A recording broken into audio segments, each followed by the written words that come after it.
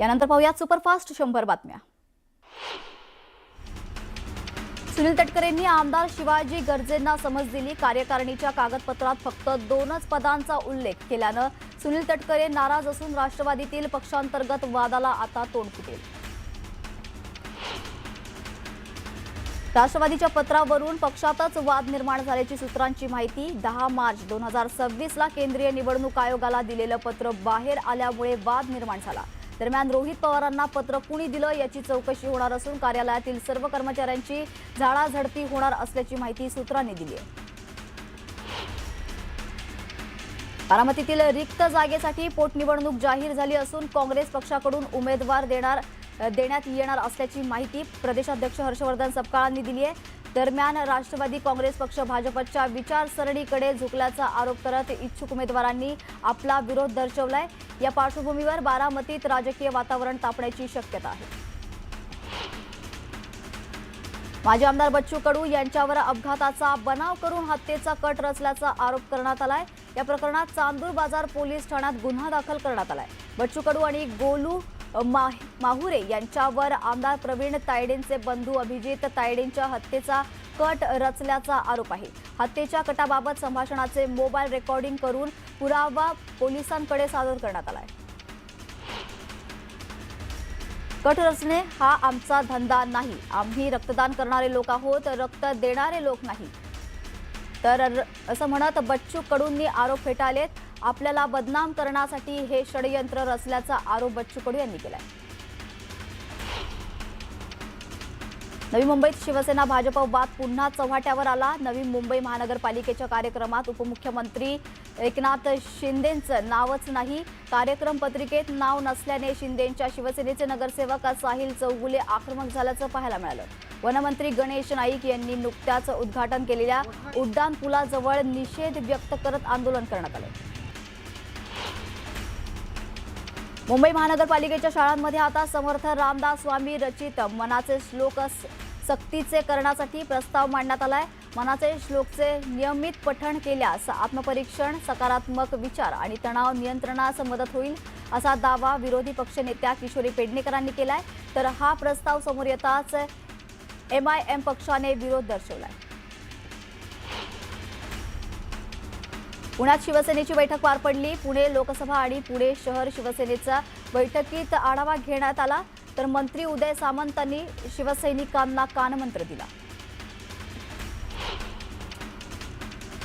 जळगावच्या धरणगावमधील गुलाबराव वाघ यांच्या मुलाच्या विवाह सोहळ्याला संजय राऊत आणि गुलाबराव पाटील दोघं एकत्र आल्याचं पाहायला मिळालं। संजय राऊतांनी विवाह सोहळ्यात गुलाबराव पाटलांच्या खांद्यावर थाप टाकली, तर त्यावर गुलाबराव पाटील यांनी देखील हसून त्यांना नमस्कार केला। अंजनगावात खेलोबा इथे देवस्थानाकडून मोजणी सुरू केली। मोजणी सुरू होताच लक्ष्मण हाके आक्रमक झाल्याचं पाहायला मिळालं। दरम्यान लक्ष्मण हाके आणि त्यांच्या समर्थकांनी मोजणी थांबवली। यावेळी पोलीस आणि हाकेंमध्ये धक्काबुक्की झाली। मोजणी थांबवल्यानंतर लक्ष्मण हाकेंवर शासकीय कामात अडथळा आणल्याप्रकरणी गुन्हा दाखल करावा अशी मागणी मराठा क्रांती मोर्चाचे समन्वयक महेश डोंगरे यांनी केली आहे। हाकेंच्या आक्रमक भूमिकेवर महेश डोंगरेंनी आक्षेप नोंदवलाय। अंजनगावातील मंदिर परिसरात एका तरुणाने दगड फेकला, त्यामुळे परिसरात पुन्हा तणाव निर्माण झाला। दगड फेकणाऱ्या तरुणाला पोलिसांनी ताब्यात घेतलं असून अंजनगावात मोठा पोलीस बंदोबस्त तैनात करण्यात आला। अंजनगाव खेलोबामध्ये 2 समाज पुन्हा आमने-सामने आले। खेलोबा मंदिरासमोर बसवलेला पुतळा त्या ठिकाणाहून हलवण्याचा निर्णय प्रशासनाने घेतलाय। त्यामुळे दोन्ही समाज आमने-सामने आले। एक गट पुतळा आहे त्याच जागी राहावा या भूमिकेवर ठाम आहे, तर दुसऱ्या गटाकडून पुतळा त्या ठिकाणी बसवण्याला विरोध आहे। माढाच्या अंजनगाव खेलोबा गावात तणावाची स्थिती निर्माण झाली आहे। लक्ष्मण हाके बॅरिगेट्सवर उभे राहून आक्रमक झाल्याचं पाहायला मिळालं। यावेळी जोरदार घोषणाबाजीही करण्यात आली। अंजनगाव खेलोबा इथून लक्ष्मण हाके यांना पोलिसांनी सोलापूर जिल्ह्याच्या बाहेर सोडावं, अन्यथा उद्या महाराष्ट्रातील मराठा समाज आणि मराठा क्रांती मोर्चाचे राज्यातील सर्व समन्वयक एकत्रित अंजनगावात येतील असा इशारा मराठा क्रांती मोर्चाकडून देण्यात आला आहे। मनोज जरांगे यांनी मराठा समाज आणि धनगर समाज या दोन्ही बांधवांना शांतता राखण्याचे आवाहन केले. कोणत्याही प्रकारचा वाद वाढवण्याऐवजी दोन्ही समाज एकत्र बसून चर्चेतून तोडगा काढू असं जरांगे यांनी म्हटलंय. अंजन गावातील पुतळा बसवणाऱ्या व्यक्तींचा पोलिसांनी जबाब घेतलाय. छत्रपती शिवाजी महाराजांचा पुतळा देवस्थानाच्या जागेत असेल तर पुतळा काढण्याची तयारी शिवभक्तांनी दर्शवली आहे. त्यामुळे हा वाद शांत होण्याच्या मार्गावर आहे. माढा तालुक्यातील अंजनगाव खेलोबा इथल्या परिस्थिती आता नियंत्रणात आणण्यासाठी मोहोळचे माजी आमदार राजन पाटील यांनी मध्यस्थी केली. मात्र अद्याप यावर तोडगा निघालेला नाही. बंधू अशोक खरातचं रुपाली चाकणकरांशी फोनवरून 177 वेळा संभाषण झालंय असा खळबळजनक दावा सामाजिक कार्यकर्त्या अंजली दमानी यांनी केला. तर एकनाथ शिंदे, चंद्रकांत पाटील आणि आशिष शेलारांशीही खरातने फोनवरून चर्चा केल्याचा दावा दमानी यांनी केलाय. अशोक खरातची पत्नी कल्पना खरातबद्दल एसआयटीच्या हाती खळबळजनक माहिती लागली आहे. कल्पना खरातने गेल्या 16 वर्षांपासून आपल्या माहेरच्या लोकांशी सर्व नातेसंबंध तोडले असल्याची बाब समोर आली आहे. वडील आणि भावाच्या निधनासारख्या दुःखद प्रसंगीही तिने घराची पायरी चढली नसल्याचं तपासात उघड झालं. बंधू खरातला सिद्धपुरुष म्हणणाऱ्या नामकरण आवारेची शिर्डी पोलिसांनी चौकशी केली आहे. आवारे आणि कुटुंबियांच्या नावे 6 बँक खाती असल्याचं चौकशीत उघड झाले. सर्व खात्यांवरून आर्थिक व्यवहार झाल्याची माहितीही समोर आली आहे. तर जगदंब पतसंस्थेच्या व्यवहारांबाबत आवारेची चौकशी करण्यात आली. कोरोना काळात ठाण्यात अनधिकृत गोडाऊन बांधले गेले असून या गोडाऊन्सला पालिका सुविधा पुरवत असल्याचा आरोप बाबाजी पाटील यांनी केलाय. मात्र या गोडाऊन्सकडून कोणताही कर वसूल केला जात नाहीये. त्यामुळे पालिकेचं कोट्यवधीचं नुकसान झाल्याचा दावा बाबाजी पाटील यांनी केलाय. मुंबईतील ऐतिहासिक ओळख असलेला 113 वर्ष जुना एल्फिन्स्टन ब्रिज आता इतिहास जमा होणार आहे.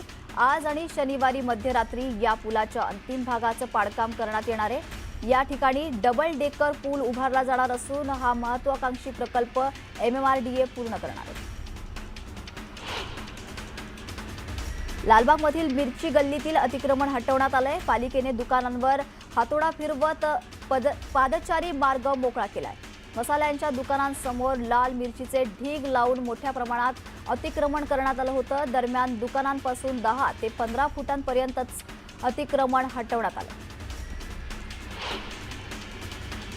संगमनेर तालुक्यातील अल्पवयीन मुलीवर ऍसिड हल्ला प्रकरणातील आरोपी 20 दिवस उलटूनही अद्याप सापडला नाही. पोलिसांकडून संशयित आरोपीचं स्केच जारी करण्यात आलंय. दरम्यान अहिल्यानगर पोलीस दलाकडून आरोपीची माहिती देणाऱ्यास 2 लाखांचं बक्षीस जाहीर करण्यात आलंय. MNGL गॅसचा जाणीवपूर्वक सुरळीत पुरवठा केला जात नसेल तर कडक कारवाई करू असा इशारा उदय सामंतांनी दिलाय. उद्योजक आणि हॉटेल व्यावसायिकांना MNGL गॅस देण्याच्या सूचना मुख्यमंत्र्यांनी दिल्या आहेत अशी माहिती उदय सामंतांनी दिली. छत्रपती संभाजीनगर जिल्ह्यात गॅस टंचाईमुळे अनेक ठिकाणी हॉटेल आणि धाबा व्यवसायावर परिणाम झालाय. मात्र लाडगावमध्ये आधीपासूनच CNG गॅसची सुविधा उपलब्ध असल्याने येथील धाबे आणि हॉटेल व्यवसाय सुरळीत सुरू आहे. महामार्गावरील अनेक ठिकाणी गॅस टंचाईमुळे काही धाबे बंद ठेवावे लागतात तर काही ठिकाणी चुलीवर स्वयंपाक करून व्यवसाय सुरू ठेवला जातो. छत्रपती संभाजीनगरमध्ये रिक्षा चालकांवर दुहेरी आर्थिक संकट कोसळलंय. एकीकडे CNGच्या दरात वाढ झाली आहे तर दुसरीकडे LPG गॅससाठी रिक्षा चालकांवर रांगा लावाव्या लागतात. शहरात एक दिवसाआड केवळ एकाच पंपावर LPG उपलब्ध होत असल्यानं रिक्षा चालकांना मनस्ताप सहन करावा लागतोय. यवतमाळ जिल्ह्यात गॅस सिलेंडर वितरणाचा बोजवारा उडाल्याचं चित्र समोर आलंय. शहरी भागात 25 दिवसांनी तर ग्रामीण भागात तब्बल 45 दिवसांनी गॅस मिळत असल्यानं नागरिकांना मोठा त्रास सहन करावा लागतो. उज्ज्वला योजना आणि इतर ग्राहक मोठ्या संख्येने एजन्सीकडे धाव घेत असल्याने अनेक ठिकाणी लांबच लांब रांगा लागल्याचं चित्र पाहायला मिळतंय. बीडच्या ताडसोन्ना परिसरात वादळी वाऱ्यासह झालेल्या जोरदार अवकाळी पावसामुळे नदीला पूर आलाय. पुलाचं काम सुरू असल्याने नदीपात्रातील पाणी गावात शिरलं, त्यामुळे वाहतूक विस्कळीत झाली आहे। पाण्यातून वाट काढताना वाहन चालकांसह नागरिकांना कसरत करावी लागते। बीड जिल्ह्यात गेल्या 3 दिवसापासून अवकाळी पावसाने धुमाकूळ घातला। जोरदार वादळी वाऱ्यासह अवकाळी पाऊस आणि गारपिटीमुळे जनजीवन विस्कळीत झाले। वडवणी तालुक्यातील कवडगाव, तेलगाव परिसरात मोठ्या प्रमाणात गारांचा वर्षाव झाला, त्यामुळे शेतकऱ्यांचं प्रचंड नुकसान झाले। गेल्या 4 दिवसांपासून पुण्याला पावसानं अक्षरशः झोडपून काढले। पुणे जिल्ह्यात अवकाळी पावसाचा मोठा फटका बसलाय। पुणे जिल्ह्याच्या 12 तालुक्यांतील 105 गावांमध्ये गारपीट झाली, त्यामुळे शेतीचं मोठं नुकसान झालंय। तब्बल 1785 हेक्टर क्षेत्रावरील पिकांचं नुकसान झालंय, तर अवकाळी पावसाने 2 दिवसांत 2 जणांचा बळी घेतलाय। यवतमाळच्या राळेगाव परिसरात जोरदार पावसाने हजेरी लावली। हवामान विभागाने 4 दिवस येलो अलर्ट जारी केलाय। विजेच्या कडकडाटासह झालेल्या पावसामुळे भाजीपाला आणि आंब्याचं मोठं नुकसान झालंय। वर्धा जिल्ह्यातील आर्वी तालुक्यातील विरुळ परिसरात वादळी वाऱ्यासह अवकाळी पाऊस आणि गारपीट झाली आहे। दरम्यान पुलगाव आर्वी रोडवर झाड कोसळल्यामुळे काही वेळ वाहतूक विस्कळीत झाली होती। प्रशासनाने जेसीबीच्या सहाय्याने झाड रस्त्याच्या कडेला करून वाहतूक सुरळीत केली।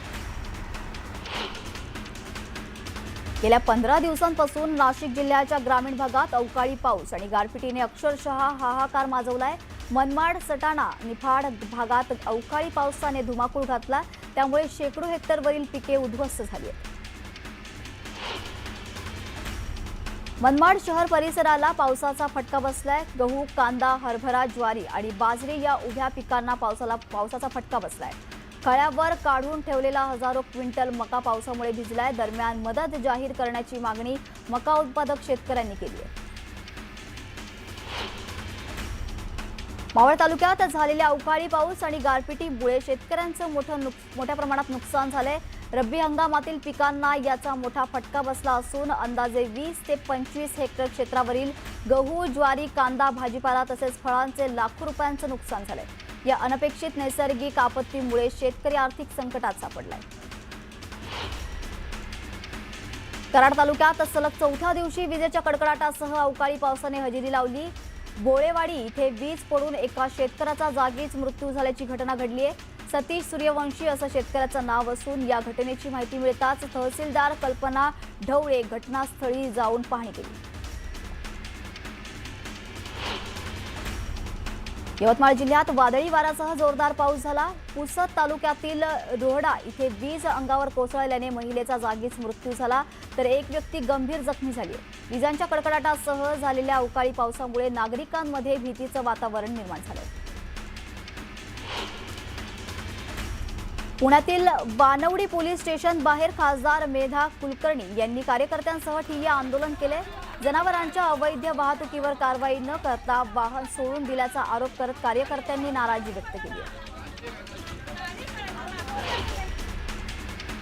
खालापूर तालुक्यात वन्यजीव आणि मानव संघर्ष कमी करण्यासाठी वन विभागाने महत्त्वपूर्ण पाऊल उचललंय।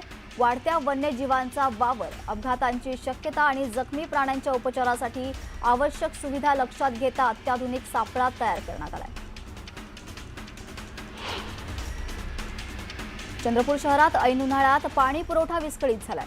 शहराच्या दाताळा या मार्गावरील इरई नदीच्या जॅकवेल मधील पंपात बिघाड झालाय, त्यामुळे नागरिकांना पाणी टंचाईचा सामना करावा लागतोय। शहरात केवळ महानगरपालिकेच्या 8 टँकरद्वारे पाणी पुरवठा करण्यात येते। दरम्यान आता पंप दुरुस्तीचं काम सुरू करण्यात आलंय।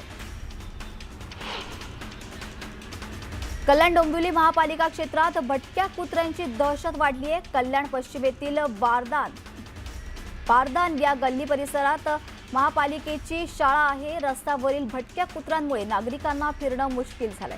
आता तर शाळेतील विद्यार्थी शाळेत जाण्यास घाबरतात, त्यामुळे भटक्या कुत्र्यांचा बंदोबस्त करण्याची मागणी जोर धरू लागली आहे। पुणे शहरातील चिंचवड परिसरातल्या सुदर्शनमध्ये ओढ्यात नाग आणि नागिनीची जोडी आढळून आली आहे। यावेळी ओढ्याच्या काठावर नागरिकांनी गर्दी केल्याचं पाहायला मिळालं।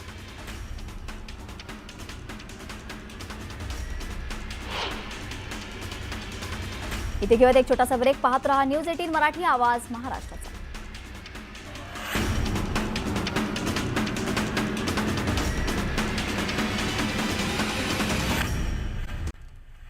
ब्रेक नंतर पाहूया सुपरफास्ट 100 बातम्या। राज्यात अवकाळी पावसामुळे शेतीचं मोठं नुकसान झालं असून केळी, मका, द्राक्ष बागा उद्ध्वस्त झाल्यात। दरम्यान नुकसानीचे पंचनामे करण्याचा आदेश दिल्याची माहिती गिरीश महाजनांनी दिली आहे। संजय राऊतांच्या टीकेला प्रत्युत्तर देत शेतकऱ्यांची काळजी आम्ही घेऊ असं महाजन म्हणाले। धुळे जिल्ह्यातील शिरपूर शहर पोलिसांनी शिरपूर शहादा रस्त्यावरील संशयित कार अडवून कारवाई केली। त्यावेळी संशयितांकडून 20 ग्रॅम एमडी ड्रग्ज हस्तगत करण्यात आले। या कारवाईत सुमारे 10 लाखांचा मुद्देमाल जप्त करण्यात आला असून पोलिसांनी जयपाल गिरासेला अटक केली आहे। नागपूरमध्ये एका पोलीस कर्मचाऱ्याची हत्या करण्यात आली आहे। पोलिसाच्या मुलीला तरुण त्रास देत होता। दरम्यान तरुणाला पोलिसांनी फटकारले। याचाच राग मनात धरून तरुणाने पोलीस कर्मचाऱ्याची हत्या केली आहे। या प्रकरणात पोलिसांनी 3 जणांना ताब्यात घेतले। पुण्याच्या राजगड तालुक्यातील विहीर गावात अखंड हरिनाम सप्ताहानिमित्त आयोजित पालखी सोहळ्यावर मधमाशांनी अचानक हल्ला केलाय। या हल्ल्यामुळे काहींनी मंदिरात तर काहींनी घरात आश्रय घेत स्वतःचा बचाव केला। या घटनेत 65हून अधिक जण जखमी झाले।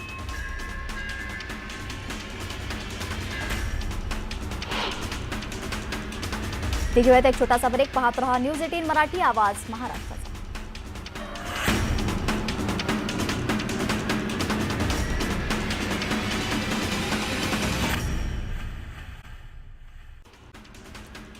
पुणे अहिल्यानगर महामार्गावर शिरूर तालुक्यातील शिक्रापूर जवळ पुण्याकडे जाणाऱ्या कंटेनरला अचानक आग लागली। या आगीचं कारण अद्याप अस्पष्ट आहे। सुदैवाने यामध्ये कोणतीही जीवितहानी झालेली नाही।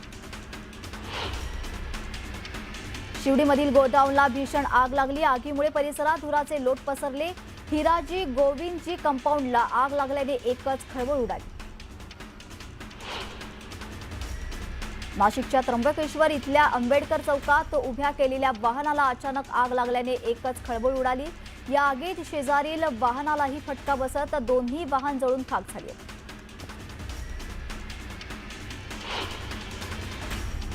यानंतर वेळ झाली बातमीपत्रात इथेच थांबण्याची। मात्र दिवसभरातील घडामोडी अशा सुरू राहतील त्यासाठी पाहायला विसरू नका न्यूज 18 मराठी, आवाज महाराष्ट्राचा।